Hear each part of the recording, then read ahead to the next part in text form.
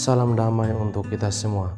Semoga damai dan kasih dari Tuhan kita Yesus Kristus senantiasa menyertai hidup dan karya saudara-saudari dimanapun berada. Pada hari Minggu ini, hari Minggu Paskah yang keempat, gereja semesta merayakan hari Minggu doa untuk panggilan secara universal.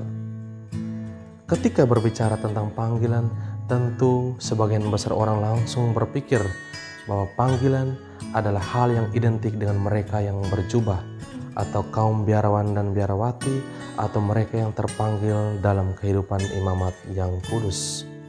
Namun pengertian kata panggilan, vocatio, adalah sebuah panggilan yang menggerakkan setiap orang yang mendengarkan panggilan untuk menjawab dengan caranya masing-masing. Panggilan dalam gereja adalah panggilan yang berasal dari Tuhan, diberikan kepada kita semua dan menggerakkan kita semua untuk menjawab. Usaha menjawab panggilan adalah usaha untuk menjadi putra dan putri Allah yang baik di dalam kebun anggur Tuhan.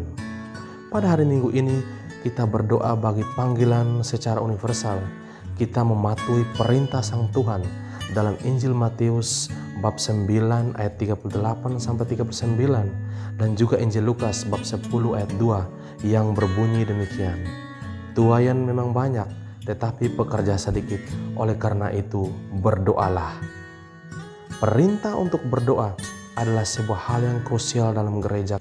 Sebab ketika tanpa doa, ketika kita lupa berdoa, maka panggilan yang kudus pun akan berhenti.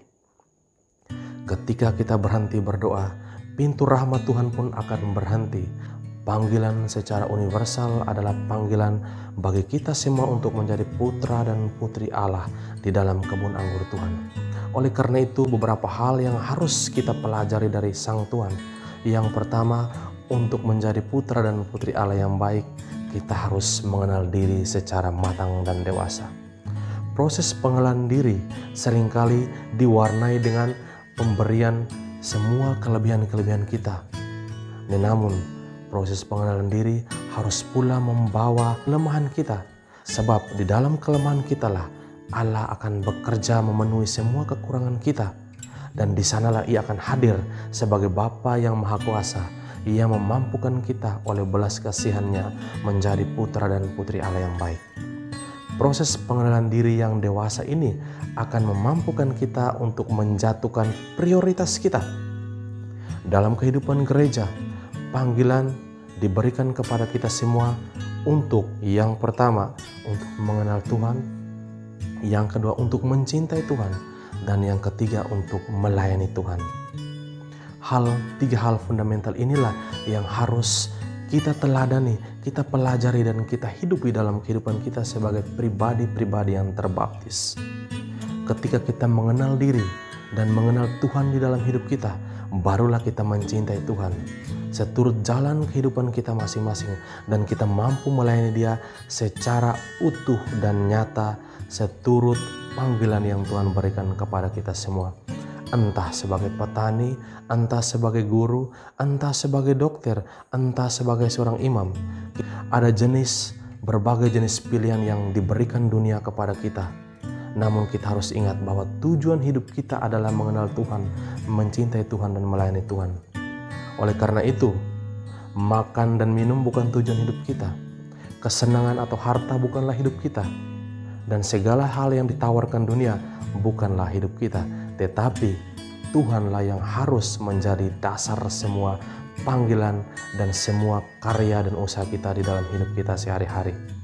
Dan pada hari Minggu ini juga kita merayakan atau secara istimewa di dalam bacaan suci, bacaan Injil, kita mendengar bahwa Yesus adalah gembala yang baik. Ciri khas dari seorang gembala yang baik adalah pengorbanan. Pengorbanan yang dipraktikkan Kristus secara nyata di atas kayu salib dengan memberikan tubuh, jiwa dan keilahiannya demi keselamatan kita. Oleh karena itu kita dipanggil untuk memberikan diri atau mengorbankan semua kemampuan kita demi tegaknya kerajaan Allah di dunia. Oleh karena itu marilah kita mencoba mendasarkan hidup kita pada Tuhan, mengenal Dia dan melayani Dia secara nyata kini dan sampai akhir hayat kita. Mari kita renungkan bersama.